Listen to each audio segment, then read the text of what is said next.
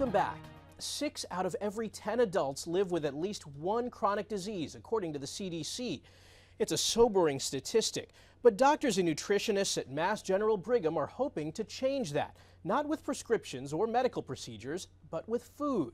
Dr. Malika Marshall has more. I'm making a harvest salad. It may look like a set of a television food show, but Lisa Taylor is a dietitian, and she's preparing healthy dishes at Mass General Brigham's new teaching kitchen. The lesson that food is medicine. It means thinking about food and nutrition in the same way that we think about medications and surgeries. Dr. Jacob Mirsky, a primary care physician and medical director of the teaching kitchen, actually prescribes food to patients. They can get the ingredients at a pantry next door, then sample the dishes made in the kitchen. Delicioso. Food is directly related to both the development and progression of chronic diseases, but also can be used to prevent the progression and to treat chronic diseases as well. Some of these are obvious, like diabetes and heart disease. But Dr. Mirsky says foods high in sugar, salt, and unhealthy fats are directly related to cancer, liver disease, stroke, and more. Anxiety and depression are also very closely related to nutrition.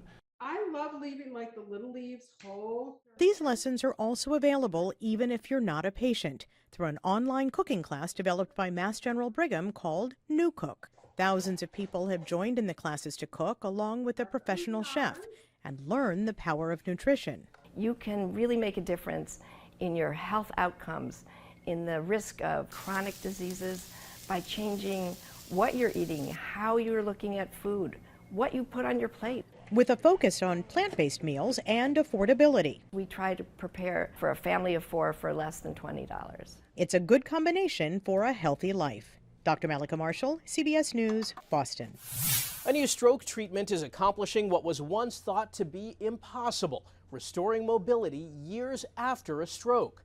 We look at one patient's remarkable progress. When Jim Nordgaard had a stroke 10 years ago, his life changed in an instant. Could do anything, mountain bike, golf, do whatever, and then becoming totally helpless, and it was awful. And down. He made some initial progress, but after the first 6 months, he found it nearly impossible to restore the movement he'd lost. I plateaued and I wasn't getting any better, and it was frustrating, and I was looking for different remedies, searching the internet all the time. He learned about a procedure at Mount Sinai called paired vagus nerve stimulation. A stimulation device called Vivistem is surgically implanted in the neck, and a battery is placed in the chest. People get a little bit. Neurosurgeon Christopher Kellner says it was already being used to treat depression and epilepsy, but now they're having great success using it on stroke patients. It enhances their ability to respond to rehab. So it augments the rehab function, gives them a chance to do much better. And then you're going to grab that. Jim or his physical therapist can activate the device when he wants to do physical activity. It was life-changing. So now I can pour and I can drink, whereas before, I wouldn't even try. I can walk. Like today I walked 5 miles to get here and just to walk around. So far, it's being used on patients with strokes typically caused by a blood clot, and it takes months of physical therapy to be successful. But the results are promising. This is a group of patients who had no treatment options before, and now we've suddenly got something to offer them. There you go. Giving stroke patients back something they thought they'd lost for good.